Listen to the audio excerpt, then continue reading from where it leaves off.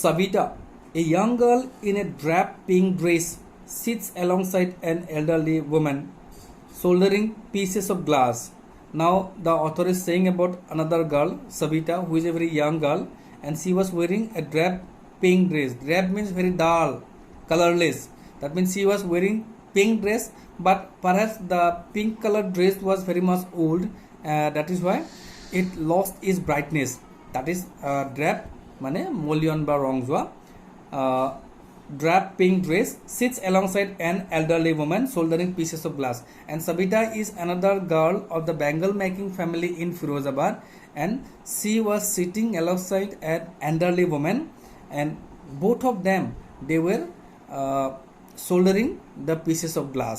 অৰ্থাৎ সবিতা নামৰ আন এগৰাকী ছোৱালী যে নেকি মলিয়ন গুলপীয়া কালাৰৰ কাপোৰ পিন্ধিছে, তাই এগৰাকী মহিলাৰ ওচৰত বহি গ্লাছৰ টুকুৰাবিলাক জোৰা লগাইছিলে, অৰ্থাৎ তাই খাৰু বনাই আছিলে. That means she was also making bangles.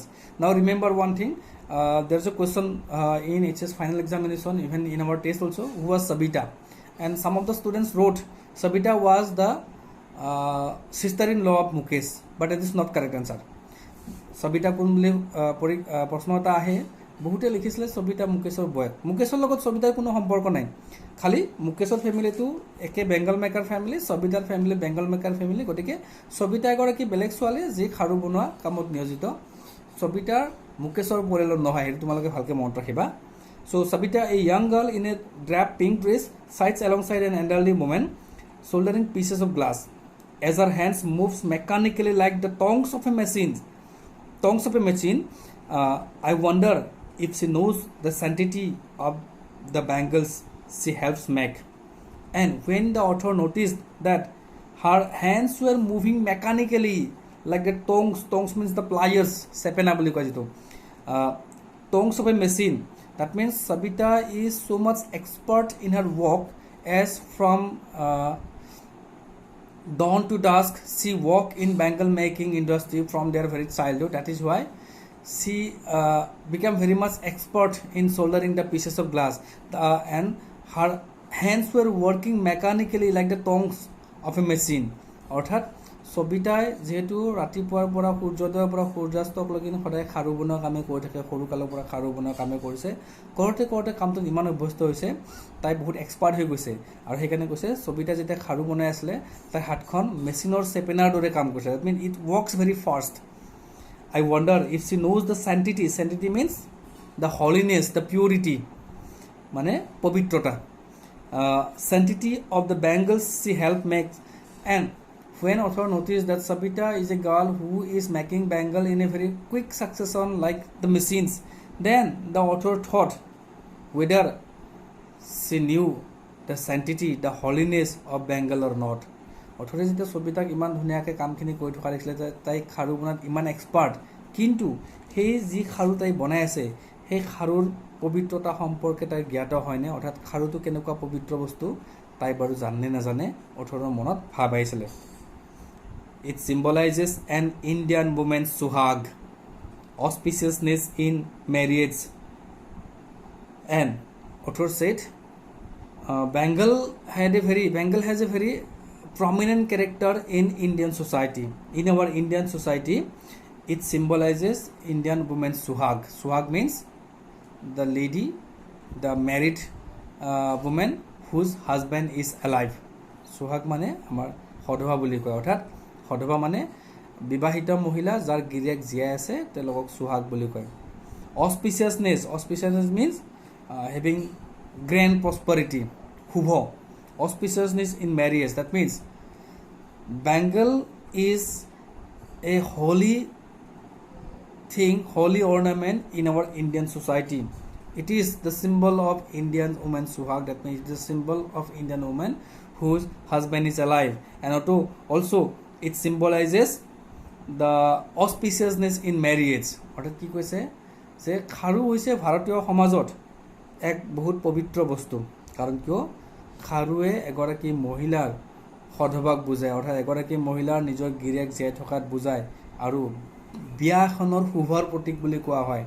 আমাৰ ভাৰতীয় সমাজখন আগতে কেনেকুৱা আছিলে, এগৰাকী মহিলাৰ হাজবেণ্ড যদি জীয়াই আছে তেনেহ'লে মহিলাগৰাকী সুখী, আৰু যদি হাজবেণ্ড জীয়াই নাই গিৰিয়েক যদি জীয়াই নাই তেনেহ'লে মহিলাগৰাকী দুখী আগৰ দিনত এনেকুৱা ট্ৰেণ্ড আছিলে যে বিধৱা মহিলাবিলাকক সমাজৰ ভাল কামত অংশগ্ৰহণ কৰিব দিয়া নাছিলে সমাজৰ যিকোনো শুভ কামত অংশগ্ৰহণ কৰিব দিয়া নাছিলে এনেকুৱা পুৰুষতান্ত্ৰিক আছিলে সমাজখন যে এগৰাকী মহিলা গিৰিয়েক ঢুকালে তাৰ কাৰণে মহিলাগৰাকীক দৌৰ দিছিলে তেওঁৰ পাপৰ কাৰণে গিৰিয়েক ঢুকাইছে বুলি কৈছিলে আৰু তেওঁক অপবিত্ৰ মানিছিলে আৰু অপবিত্ৰ মানি তেওঁক যিকোনো সমজুৱা ভাল কামত শুভ কামত তেওঁক ভাগ ল'ব নিদিছিলে সেইকাৰণে খাৰুটো এটা বৰ গুৰুত্বপূৰ্ণ বস্তু যিবিলাক মহিলাৰ গিৰিয়েক জীয়াই থাকে সেইবিলাক মহিলাহে কাছৰ খাৰু পিন্ধিব পাৰিছিলে আজিকালি বাৰু সেইটো ট্ৰেণ্ড নাই আজিকালি মানুহৰ ডেভেলপ হৈছে কিন্তু যেতিয়াৰ কাহিনী তেতিয়াৰ কথা কৈছে যে তেতিয়া যিবিলাক মহিলাৰ হাতত খাৰু থাকে মানে তেওঁৰ হাজবেণ্ড জীয়াই আছে অৰ্থাৎ মহিলাগৰাকী অপবিত্ৰ হোৱা নাই মহিলাগৰাকী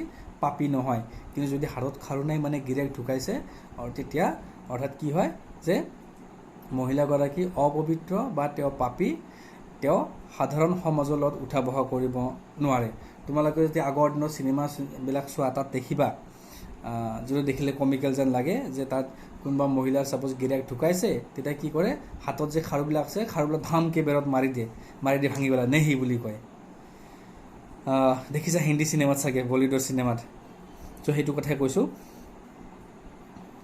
It will dawn on her suddenly one day when her head is draped with red veil. Drap means cover with loose cloth.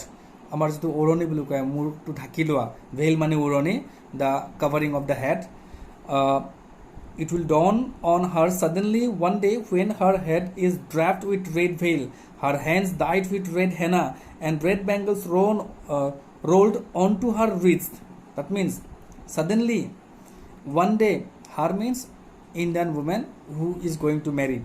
Suddenly one day an Indian woman, she will come to know where her head is draped with, head is covered with red veil, and also her hand is dyed with red hennas, and also red bangles will roll on her wrist. অৰ্থাৎ কি কৈছে যে এদিনাখন অকস্মাতে এগৰাকী ছোৱালীৰ যাৰ মূৰত ৰঙা উৰণি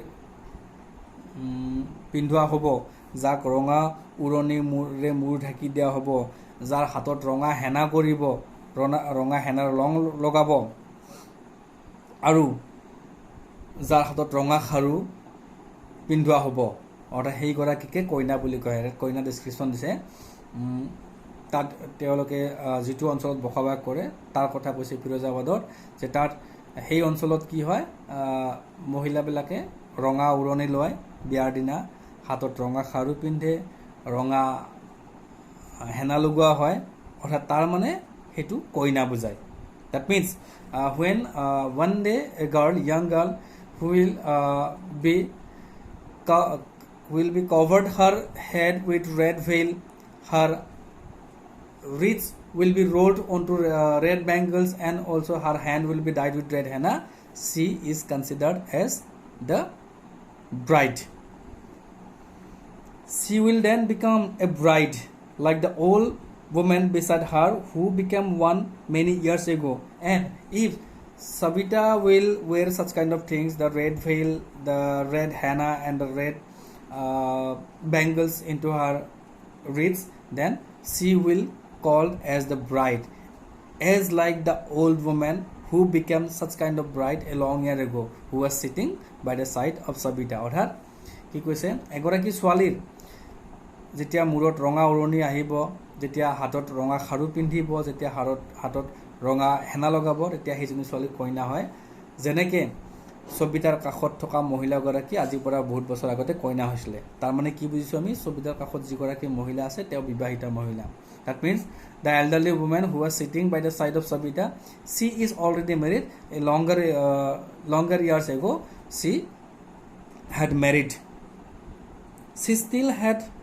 still has bangles on her wrist but no light in her eyes the lady who was sitting by the side of Sabita the author said she still has bangles on her wrists but you cannot find any light in her eyes কি কৈছে সবিতাৰ কাষত যিগৰাকী মহিলা বহি আছে তেওঁৰ তেওঁৰ হাতত আজিও খাৰু আছে কিন্তু চকুত তেওঁৰ পোহৰ নাই অৰ্থাৎ এইটো কি বুজাইছে মানে যিবিলাক মহিলাৰ গিৰিয়েক জীয়াই থাকে মই কৈছিলে তেওঁলোক সুখী তেওঁলোকে চকুত দুখৰ প্ৰকাশ কৰিব লগা নাই, কাৰণ তেওঁলোকৰ গোটেই ভৰণ পোষণৰ দায়িত্ব গিৰিয়েকে ল'ব, তেওঁলোকক সুৰক্ষা দায়িত্ব গিৰিয়েকে ল'ব, গতিকে তেওঁলোক সুখী হৈ থাকে। অৰ্থাৎ যিবিলাক মহিলা হাতত খাৰু আছে মানে গিৰিয়েক জীয়াই আছে, গতিকে সেইবিলাক মহিলাৰ চকুত সুখ দেখিব লাগে। কিন্তু ইয়াত কথাটো উল্টা হৈছে যে মহিলাগৰাকী হাতত খাৰু আছে কিন্তু চকুত আনন্দ নাই। অৰ্থাৎ মহিলাগৰাকী গিৰিয়েক জীৱিত, বিধৱা নহয়, কিন্তু অৰ্থাৎ মহিলাগৰাকী সুখী নহয়। That means here the author said that the elderly woman who was sitting beside Sabita, she has bangles in her hand, but there is no light, no happiness in her eyes. That means she is married and her husband is alive. Though her husband is alive, still she is not happy. You cannot find happiness in her eyes. Why? We will come to know. অৰ্থাৎ গিৰিয়েক জীয়াই আছে, গতিকে তেওঁ tension ল'ব লগা নাই, গতিকে তেওঁৰ হাঁহি ফূৰ্তি থাকিব লাগে, কিন্তু তেওঁৰ চকুত আনন্দ নাই। এক वक्त सिर भर खाना भी नहीं खाया, she says in a voice drained of joy. Drained of joy means contrast to the happiness. That means without joy, without happiness. So she said Hindi terms, because it is the story about Firozabad and they are illiterate people, they speak Hindis. This lady, this woman who was sitting by the side of Sabita, who had bangles in her hands but there is no happiness in her light, she said एक वक्त शेर भर खाना भी नहीं खाया. एक वक्त शेर भर खाना भी नहीं खाया means they are unable to eat a complete meal. অৰ্থাৎ এসাঁজ ভালকৈ পেট ভৰাই খাবলৈও পোৱা নাই, সেইটো কৈছে এক वक्त शेर भर खाना भी नहीं खाया. She says in a voice drained of joy. That means she says in a voice where there is no happiness. In a very sad manner she said she has not enjoyed even one full meal in her entire lifetime. That's what she has reaped. Reap means to get an advantage, to say something, ক'বলৈ সুবিধা লাভ কৰা। অৰ্থাৎ এইগৰাকী মহিলা, যিগৰাকী মহিলাই কৈছে যে এসাঁজ ভালকৈ পেট ভৰাই আমি ভাতেই খাব পোৱা নাই, গতিকে আমাৰ চকুত কোন আনন্দ থাকিব। আৰু তেওঁ কিয় কৈছে, দুখেৰে কৈছে, কাৰণ কিয় তেওঁ গোটেই জীৱনটোত আজিলৈকে ইমান কষ্ট কৰাৰ স্বত্বেও এসাঁজ ভালকৈ ভাত খাবলৈ সুযোগ পোৱা নাই, ভালকৈ খাদ্য খাবলৈ সুযোগ পোৱা নাই, সেইকাৰণে তেখেতে আজি এই কথাখিনি ক'বলৈ সুবিধা লাভ কৰিছে। That means this woman has got the opportunity to say like this, that she was unable to eat a complete meal in her entire lifetime. That is why without any happiness she said like this. Her husband, an old man with a flowing beard, flowing means very long, flowing beard, says I know nothing except bangles. And her husband is a very old man who was having very long beard. He says to the author that except bangle making he did not know anything. অৰ্থাৎ এইগৰাকী মহিলা, যিগৰাকী মহিলা ছবিতাৰ কাষত বহিছিলে, সেই মহিলাগৰাকী গিৰিয়েকক অথৰে লগ কৰিছিলে, আৰু গিৰিয়েকগৰাকী এজন মানুহ যাৰ দাড়ি বহুত দীঘল, বিয়াৰ্ড মানে দাড়ি, বহুত দীঘল দাড়ি, ফ্লয়িং মানে লং, বহুত দীঘল, আৰু সেই বহুত দীঘল দাড়িৰ মানুহগৰাকীয়ে কৈছিলে I know nothing except bangles. তেওঁ কৈছিলে যে মই খাৰুত বাদে একো নাজানো, খাৰু বিষয়ে জানো, তাত বাহিৰে মই একো নাজানো। All I have done is make a house for the family to live in.